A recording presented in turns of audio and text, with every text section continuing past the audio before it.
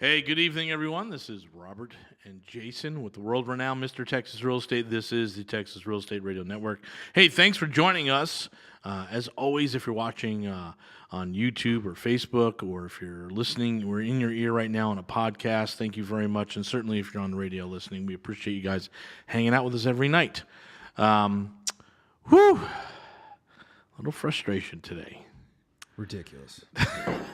Got a lot of people sort of not understanding. So the when I worked for Bob, our biggest challenge was hiring, and I'm going to talk about two things real quick.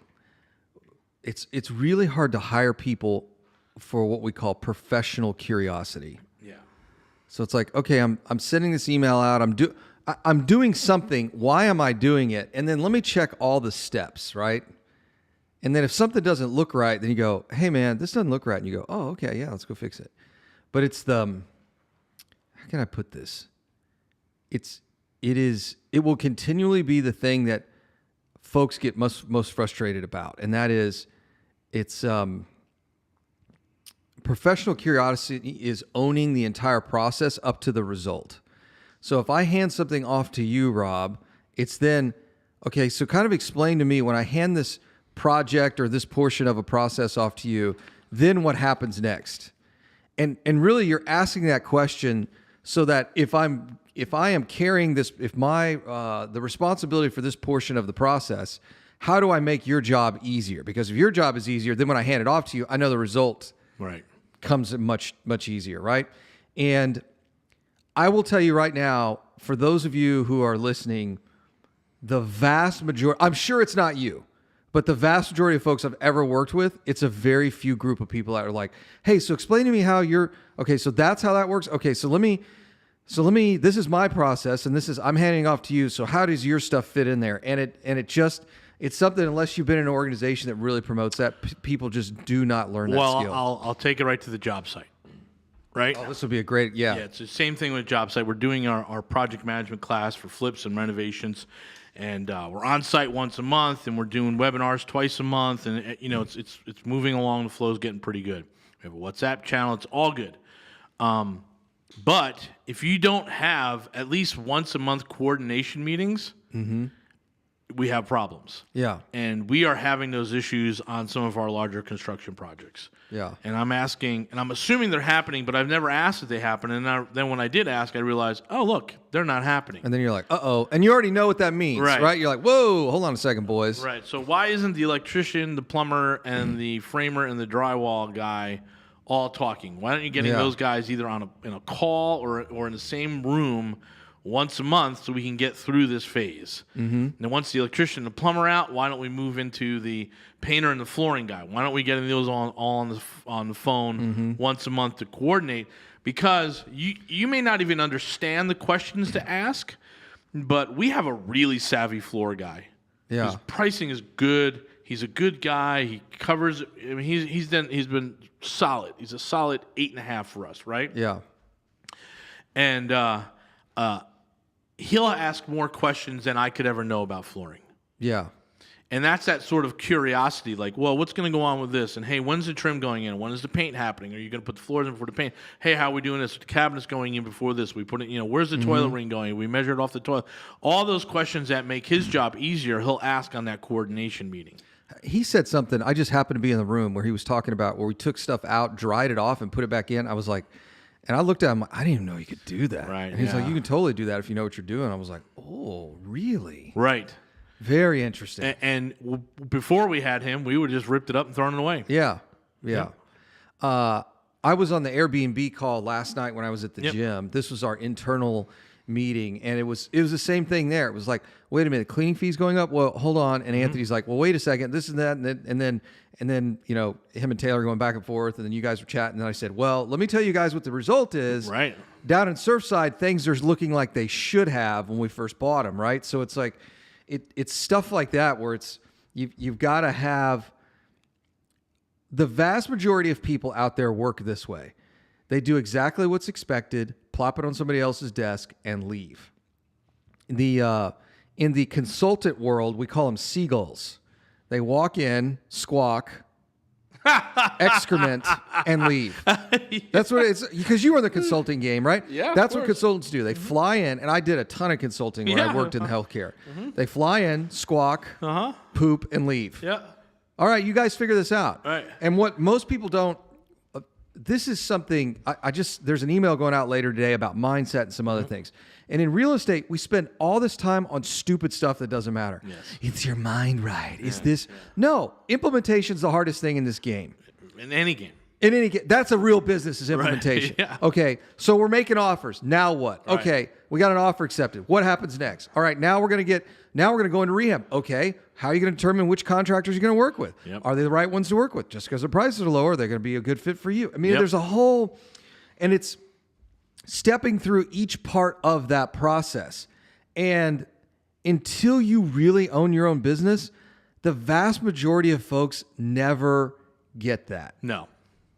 They're like, well, I did my part, so I get my 10% or 3% bonus at the end of the year and my 5% or whatever. So, screw those guys in accounting or in project manager or whatever. I worked for a Fortune 100 company on a really big project they had here. They recruited me just for this thing that I worked for 2 or 3 years. And it was amazing to me what their salespeople were saying.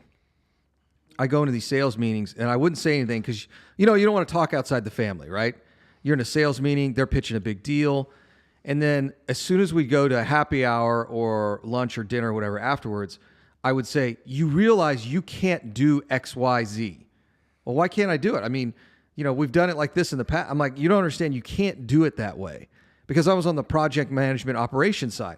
Then they started bringing me into the sales meeting, and then they just brought me over to sales. So then I was doing both. Because at some point, the guys in the operations and project management side have to make the lies that the sales team told true, which in some cases is impossible. So anyway, just a little fired up this morning about all that. But Let's see if you can hear this. What are you doing? Do you have sound effects now? And I love you. But don't ever take sides with anyone against the family again. That's what it was, man. It was like they're talking out of turn, right? Like, what do you? Right. This is kind of a closed door discussion here, guys. But anyways, it's part of to go back to what my Bob I used to work for. One is you've got to hire for that professional curiosity, right? Yeah. It's like, how does this work? How does that work? And then I'm still enamored with the idea of critical thinking. And most people don't learn how to and what is critical thinking? You can go to all these definitions. I'll tell you exactly what critical thinking is. You take two opposing ideas or multiple opposing ideas and put them in your mind at the same time, and you're able to debate the positive and negatives, the merits and the detriments, the left and the right, left and the right of everything. Yeah, there's not a lot of people out there. There's not, and you'll see on my Facebook when I would go in and I would put a competing idea out into the ideological space, people would lose their minds. Well, I would say that for the folks that do have that and voice it, they usually get it shouted down. Oh, that's absolutely right? So true. you really, it's hard to really recover from that and going out. Don't even talk to anyone about it. Yeah, they don't really share. In sharing anything with anyone. I'd share some things on Facebook, and they're like, "Oh my gosh, Jason's a red-blooded commie!" Right? And I'm like, "What are you talking about, man?" Back to California, Jason.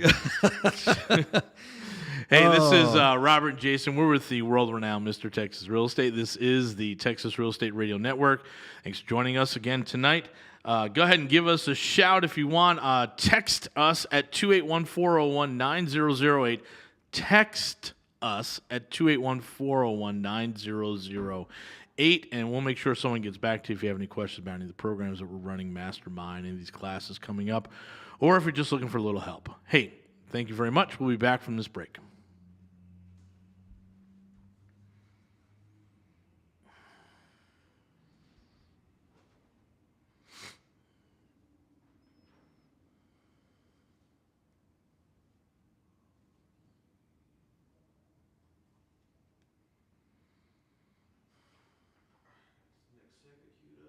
Already. Let's go, man. We got soup up there. Hey, welcome back, everyone. This is Robert with the world-renowned Mr. Texas Real Estate, and joined by my partner, Jason Bible. This is the Texas Real Estate Radio Network. Hey, if you want to go check out our new website, we're pretty proud of what we've accomplished there. Go to mrtxre.com. MR is in Mr. TX is in Texas. RE is in real estate.com. All right, we're just kind of griping today. So I'm not griping. It's just I am. And going back to that thought, like last night on the meeting, there's going to be like in Surfside, some of those properties will have 5 to 6 turns a month. yeah, I mean really cranking. Yeah, but so Anthony looked at the number that we're paying per turn, and it was just like, hey, that's way too much. And I'm thinking, if you're just thinking about the materials, yes. Yeah. If you're not thinking, what you're not thinking about is the drive to HEB, ordering it on HEB, waiting for the stuff to come in, going to Costco, going to Walmart, waiting for that stuff. The delivery comes in, it's not the right thing, having to go back.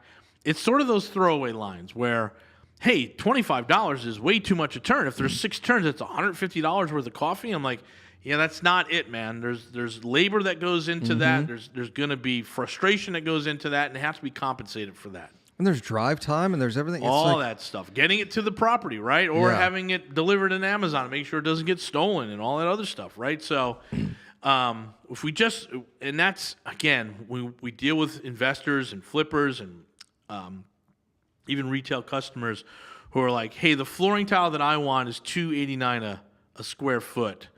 So how much will you charge me to put it in? And my answer is somewhere between $10 and $15 a square foot.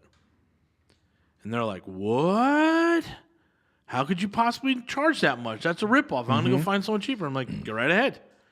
You have no idea what the scope of work that you've just asked for, yeah. but go right ahead and try to find someone else, right? $3 a square foot, just tax, delivery, procurement, all that stuff. And that's one of the examples I always use in those webinars is the tile flooring. There's so much that goes into tile flooring that it's more than just the $3 tile, right?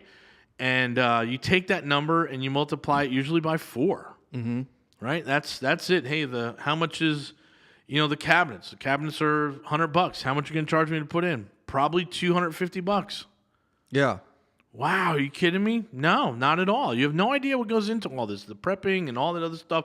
No one wants to pay for demo. And so if you don't understand the scope of work, if you don't understand what you're asking for, you're going to be frustrated every time. Period. Well, it's the component component level pricing, right? You think you can do this thing a la carte. Right. That's why I have said this for 8 years now. The easiest rehab to do on a house is when you have to do everything. Right. It is because there's no surprise. Right. Open up the walls and we're good to go. We're Yeah. running. Yep. You're like, you go in and we're doing a 2,000 square foot house or smaller, and the rehab starts between 100 and 150. Yep. There are not going to be any surprises because you're doing everything. Yeah, you're doing everything. Yep. The ones that you always get bid on are like, it just needs a little bit. $12,000 jobs. Like, there's no such thing as a $12,000 job. Well, and what's easy, you know what? Right. You know what's really easy to double? A 12 to a 24. Yeah, for sure. I've never had a job that went from 100 to 200. For sure. I've had them go to 100 to 125, which is like, okay, it's a little bit more, but it's 25% more, but it's not a deal breaker, right? But these guys that are like, oh yeah, it's just a little 15K rehab. I'm like, that turns to 30 like that. Yeah. Like your margin of error on a small job is way tighter than a big one. Yeah, and it kind of goes back to the our procurement, right? We love that wholesalers send us deals, but their numbers are nowhere close, right? No. It's like the ARV is like, hey man, I just bought a house in the other block and I've got 100 extra square feet and the thing appraised for 120. Why are you telling me this is worth 150? Yeah, you know what my favorite is? I just got a deal in Westbury, and there was a time me and Blake were flipping houses in Westbury. Like we were running into each other all the time, right? And Blake and I, this is a million years ago if he's watching the show, we were on Facebook. This had to have been like this might have been 2013, 2012, 2013. So I wasn't even full-time yet. And he was doing loans for me and all that stuff. And we got on Facebook one day, and somebody said, oh, yeah, here's a Westbury house. Now, if you guys are not familiar with Westbury, it's just south of Medical Center, just outside the Loop. It's a really great area of town. And the houses are all built in like the 50s and 60s. The start rehab is $80,000. just to start, because they need everything. Right. They need plumbing, electrical, foundation, roof, And now HVAC. that neighborhood is going to demand probably 100, 110, right? Right. So today it starts at 100. Yep. So I got an email just now. Brian was sitting in my office, and somebody was asking $240 for a deal in Westbury, and the ARV's 360. I'm like, the rehab's 100. Right. I don't even have to get off my butt to go look. Right. Because I know what those houses like. I could tell from the siding on the outside. Oh, yeah, they may have updated a bath here or there and put in some granite countertops, but you're going to tear all that stuff out anyway. Yep, for sure. Starts at 100. Yeah. So all these folks that send you these deals, it's like, oh, you could just do this, you could just do that. I'm like, no, that's not how it's going to work. Not to hit that 360 number.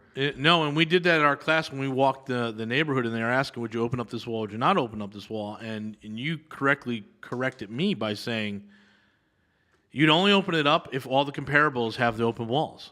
Yeah, then you don't have a choice. If your 460 houses all have open walls and have done this, then you've got to do it, right? Yeah. And, you're going to, in a lot of cases, we're setting the scope by the comparables. You just can't assume, hey, this market's 360. Yeah, but that house has got open floor plan, it's got chef ranges, it's got Viking refrigerators, and that's why they're getting 460 on the house. Yeah, here's the fascinating thing. If you're staring down the barrel of a $500,000 comp and all of your comps have Sub-Zero fridges and Viking ranges, you're looking at 15 to 20 grand just in two appliances. Yes, like that's the part people miss. Grand. Yeah, it's 20 G's right there, like that, right? Yeah. So, and plus the cabinetry. Look, what is the cabinetry you have to put around a Sub-Zero fridge. 180, $200 a linear foot. Yeah. It's crazy. So these guys that are like, oh yeah, man, we just do this and do that. I'm like, no, you don't. I can tell the maturity of a real estate investor by the questions that they ask. Right. I can tell every single time. Oh, well, I just do this and this. I'm like, no, you wouldn't. You don't get that choice. Like, this is the amazing thing about real estate. You get no choices because the marketplace tells you what's going to happen. Excellent. You get no choices in this business. Let me back that up. You have one choice. To buy it or not to buy it. Buy it or not to buy it. Right. You get the choice on what you pay for it. That's right. it. That's you right. get no other choices. Yep. Zero. So if you're running around with your hair on fire and no, this isn't right, and all that nonsense, it's like you don't get a choice. The market is what the market is. You get no choice. The market is the type A personality, not you. That's right. And you will never run roughshod over the market. Yep. You can't. It's too big. And that's a really amazing point where we took a little on the chin this week, just going back and analyzing our rent numbers. Mm-hmm. It's like, hey, the market is this. We're $125 over that. So let's split the difference and get there. Add another $50, but it's going to have to go down. I can guarantee you, we adjusted some of those prices. I mean, we're still making money hand over fist, yeah. but we adjusted some of those prices. And I'll tell you what's going to happen when we have that meeting next week, or it might be Monday, when our agents are going to go, I got 35 phone calls in. You'll see it. Yep. You'll absolutely see it. We did an experiment one year when Tom and I were together. We had almost identical houses. Square footage was a little bit different, but they were both one stories right up in Steeplechase, if you guys are familiar, right off of 290 and Jones Road.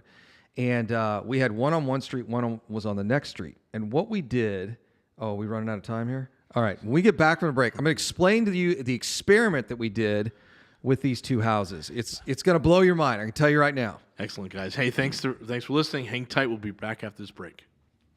Which is perfect. It's potty time. All right, go ahead and bring us back in. I'll tell the story.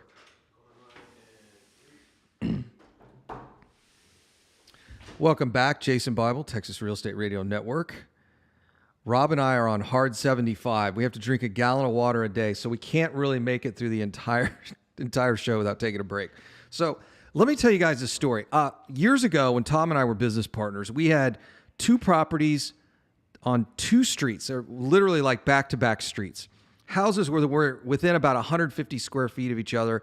I want to say they were like 1,300 square feet, somewhere around there. So we have these two properties, one story, same neighborhood, same school, practically same everything. In fact, they even had the same rehab. So whenever we flip houses in a certain price point, they all kind of get the same stuff. As long as they meet the comps, we go ahead and perform the work. So for all intents and purposes, they were as identical a house as we could make. So these were like twins, a block apart. And I said, since these houses are going to be ready about the same time, within about a week of each other, let's do this. Let's price one 10% above market, and let's price one 10% below market and see what happens. So identical houses, same neighborhood, same rehab, same area of town, same school districts. If you guys are familiar with Texas, school districts really drive value in real estate. I mean, let's really be honest. If we could go to any school we wanted to, real estate would probably not fluctuate as much from neighborhood to neighborhood with regards to school districts. So same school district, same MUD, same taxing authority, everything's the same. Everything's the same. The difference is we priced one 10% above market and one 10% below. And here's what happened. The house that was 10% above market would get a showing, every other day. They'd go look at it, and then we'd hear, we don't like this or we don't like that. We really wouldn't get any offers. The property that was 10% below market had like 30 showings in 2 days. Inside of 2 weeks, it was a bidding war. It was absolutely bananas. Literally, it's the same house a block away, the same lot. Almost everything was identical. A bidding war broke out. And we contracted it. So then, the other house that was 10% above market, we decided, you know what? Let's drop the price 20%. So that would make it about 10% below market. And guess what happened? It was a feeding frenzy.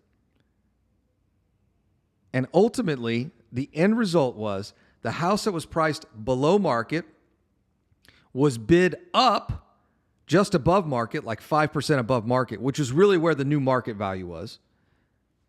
And the house that we had priced 10% above market, we didn't get offers that were 5% above market or at market price. We just didn't get any offers. Once we priced that property correctly, it started a bidding war, and we went back up above market. So this idea where if your agent sits down with you and says, well, let's just price this a little bit above market. Bad idea. Really bad strategy. Because your cost-conscious buyers are not going to go look at something that they then have to negotiate down. Most buyers don't work that way. It's much better to go in and price below market and then let a bidding war take place. Here's why, and here's why it works. Everybody wants a deal, even if they hate negotiating. Think about it. When somebody goes to buy a car, they'll say, oh, I really like this car. It's really pretty. And usually the second part of that story is, well, let me tell you how we got such a great deal on it. And I will tell you right now, because there's a bunch of you guys that are in the automotive industry that ended up in real estate. You and I both know a dirty little secret about cars. You guys never lose money on them.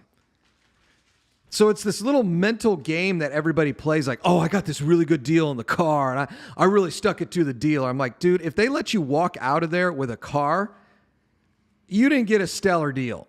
They played a little game with you. They took a couple of lumps here or there, but trust me, they made money on that deal. Always let the A type of personality feel like they won. That's exactly what it is. You make them feel like they won. Oh, yeah, I totally won. And those all the sales guys are trained to identify you within the first 30 seconds. It's kind of what we're going to do on Friday night. Yeah. 30 seconds, identify who you are, and then, hey, I know how to sell to a D. I know how to sell to a dominant personality. Let them win. We can tell who you are by the type of clothes you wear and the posture you have. And your handshake. Yeah. And your hand, literally in 30 seconds. We know the type of person you are. Yes. Yes. But the whole idea that I can price something above market and people will pay it. No, just price it below market and let them run it up. So let me explain the rest of the strategy and why this works. A home is an emotional purchase. Mm-hmm. A home is an emotional purchase. Notice I'm using a different language here. When I'm buying a property, a single family property, I'm buying a house. Right. When I'm selling it, I'm selling a home. Can I just tell you that Houses have problems and homes have memories. There you go. I like it. Yeah. So your home, now it's an emotional purchase. And you've got to put your mindset, you've got to move your mind to the mind of a buyer. Look through their eyes, walk through their shoes. You've looked at 25 of these things now. That's what they're doing now. That's what that Saturday looks like for that retail agent. Holy cow, right? So I'm going to give you the husband's perspective because, I can do that much better than the wife's. The husband's perspective is, my God, it's another weekend of looking at 5 or 6 of these things. We're going to spend way too much time looking at houses that we're probably not going to get because there's going to be more offers. Cash offers. We're going to end up eating lunch at 2 o'clock, which I don't want to do because I'm grumpy. I want to eat lunch at noon. And we're going to burn half a Saturday or half a Sunday doing this nonsense. So I can look at another 5 or 6 houses. So, and let's be honest, the wives buy houses. Mm-hmm. It's usually the woman in life that buys the house, right? Yep. The guy usually does 2 things. He sits on the toilet, tests out the toilet seat, and then he looks for his man cave space. Yeah, where's my spot? Yep. Or more importantly, how big is the garage and what's my commute to work? Exactly. Otherwise, dudes just don't care, right? Could care less. Is the backyard cool? Other than that, so funny. Like my personal house, I'm like, yeah, the inside's gonna look real cool, but let me tell you how awesome backyard's gonna be. Like, I just don't care. So, anyways, so here you have this husband who's like, I do not want to look at another one of these stupid things, but it's priced 10% below market. Let's make an offer. Yep. And all of a sudden, he sees that as soon as they arrive for their showing, someone's leaving, and when they're leaving for their showing, somebody else is arriving, and the wife loves the house. Yep. And the husband's like, yeah, and it's 10% below market. Honey, isn't this great? So they start making an offer. Now, here's the problem. By the time that the counteroffer comes back or the call for highest and best, she's already picked all the furniture, the drapes, the paint colors, which room's the kids' room. In fact, they may have had a second showing where they brought the kids, and the kids have already picked out their rooms. As soon as the wife is walking around with a tape measure, that house is theirs, right? It's game over, right? So now it turns into a bidding war. Mm-hmm. And here's the husband. He's like, if I have to pay more than market, I don't care because I'm tired of looking at stupid houses.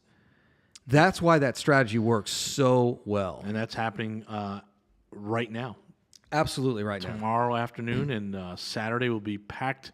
Lots of people jumping in the back of that Lexus SUV, driving around with the agent looking for the $400,000 home that they're going to have to make a $450,000 bid on, right? So my favorite is, and this happened too when we were in the energy corridor when it was so hot. The husband, somehow I got on a call with the actual buyer, which is kind of rare. Mm-hmm. And they had some questions about something. He was an engineer, and he said, we're going to make an offer $50,000 above list, and I'm going to go ahead and pay to have the windows replaced. And I said, well, what brings you to this decision? He said, look, I'm tired of looking at houses. And he said, it's close to my office, and I'm a runner, and the running trail is 2 blocks away. I really don't care at this point. I'm tired of looking at houses. Hey, this is Robert Jason with Texas Real Estate Radio Network. We'll be right back.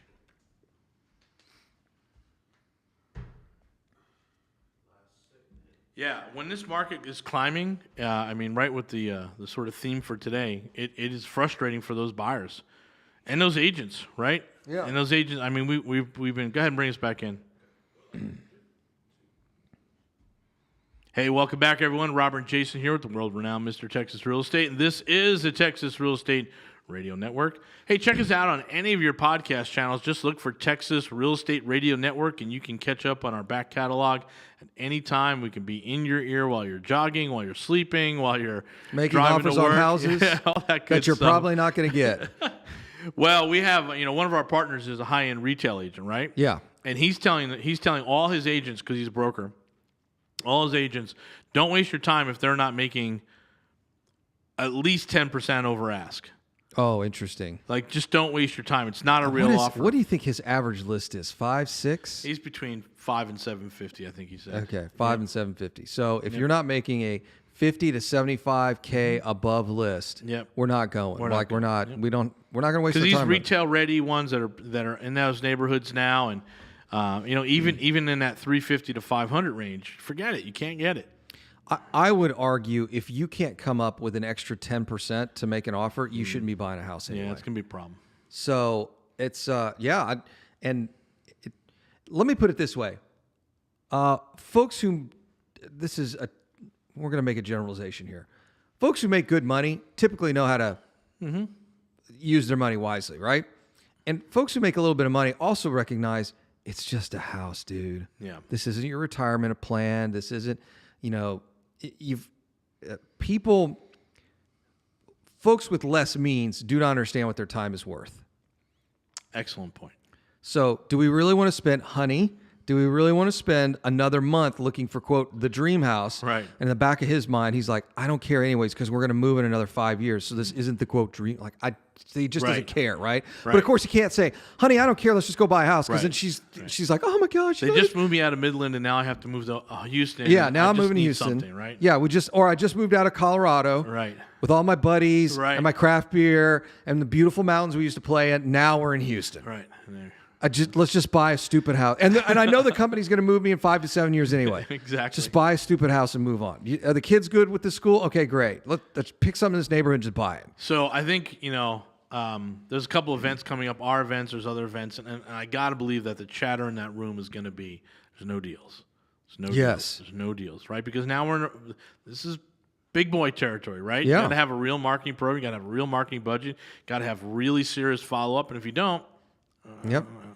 go get a radio show because that's how we get our deals, right? Yeah. So it gets a little tough and frustrating. And I've lived through this, and this was 2013 in L.A.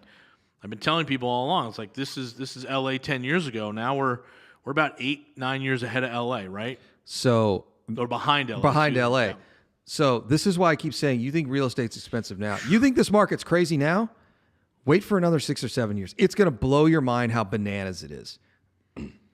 Yeah, you are. If you're an investor, and you're certainly a buy and hold investor, and you've picked some things up in the last 12 months, you are blessed.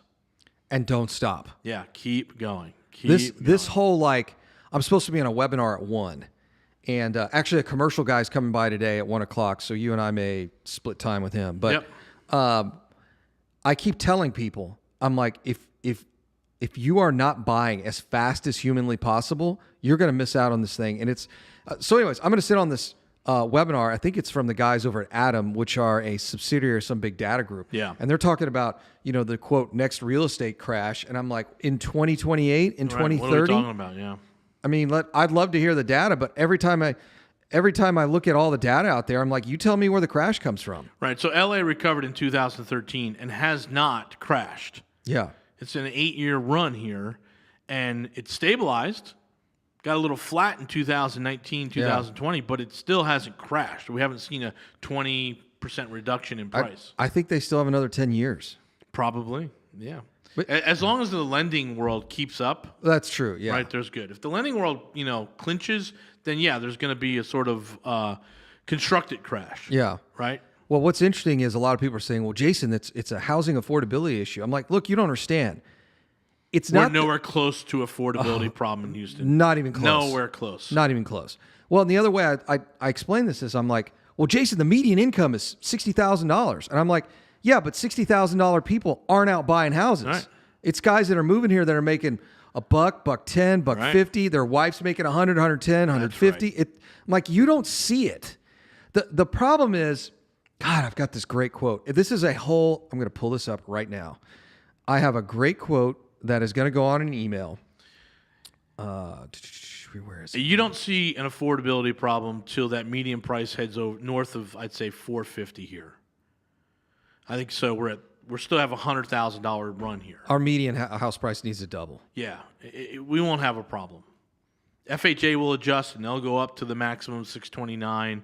The market will keep up with the rise in real estate pricing, meaning the lenders and all the subsidiaries of a transaction around it. So let me explain what's going on in the real estate guru. I know what the market's going to do space. They are making necessity a virtue. They're making necessity a virtue. What does that mean? It means in their real estate business, they are so uncompetitive at this point. Yeah. Because the techniques that worked years ago don't work now. Right. And now what they're going out and saying is, well, guys, the reason we're not buying is because the data is telling us there's a crash. And I'm like, that is not what the data is telling you. What's really happening is you can't find deals. Ergo, you think there's a crash, because you are not competitive in this marketplace. And a year ago, we thought maybe the high-end $1 million houses were nope, that's not a problem anymore either. No, it's not. This whole market is racing up. Yeah. They make necessity a virtue, and the only way they can do that is by looking at the data in the most negative way. Yeah. For example, Jason, forbearances, there's 3 million houses in forbearance. Is that true? Yes. Mm-hmm. Could they lead to foreclosure? Absolutely. Yes. But what's the other side of that data? We are short 1 million houses in inventory. Yes. Meaning we could put all 3 million of those houses on the market today. And we'd still have less than 3 months inventory. Yeah, and we would have very little inventory still. Yeah. So I'm like, you're looking at the data in the most negative way. You're not looking at the other side of the data. Right. Remember the one guru? Wow, we haven't seen forbearances like this since, 2006. Yeah. It's like, you're right. You're right. You haven't. Yeah. Absolutely right. 2006 was a good time. Yeah, you're absolutely right. Yep. And their extraction from that is, well, then it must be ready for a crash. No. It's like, well, we also haven't seen it since 1990 something, right? And there was a 10-year run on the housing market there. So, they pick and choose the data. Listen, they're all selling their squirrel, right? Mm-hmm. They're all selling the shiny object. That's what it's about. And so they're marketers. I can't blame them. Yeah. Who I can blame is the real estate investor who comes to me after they've lost $25,000, the guru who taught them nothing, and comes to me and says, hey, I want to join your mastermind, but I've already spent $25,000 with someone else. Yeah. You picked the wrong guy. Yeah. What's that got to do with me? Yeah, I have no right. I'm not the recovery center here, right? There was another great quote. I don't understand. Let me see if I can find it here. This is another whole email series. You can't get even with your past. Right. You can't get even with your past. So this whole idea, like you're going to be absolved of, picking the wrong guru or you lost money on some deal. It's like, why are you trying to get even with your past? Yeah. Just get over it and move on. So anyway, check us out. You text us 281-401-9008. Hit Mastermind. Let's get this stuff straightened out for you. Let's get you moving forward, picking up assets in the next 18 months so that you guys have a fantastic future. Hey, this has been Robert and Jason, world-renowned Mr. Texas Real Estate. Thanks for joining us tonight, and we'll be back tomorrow night. Thanks. Who's ready for lunch? Quick, run.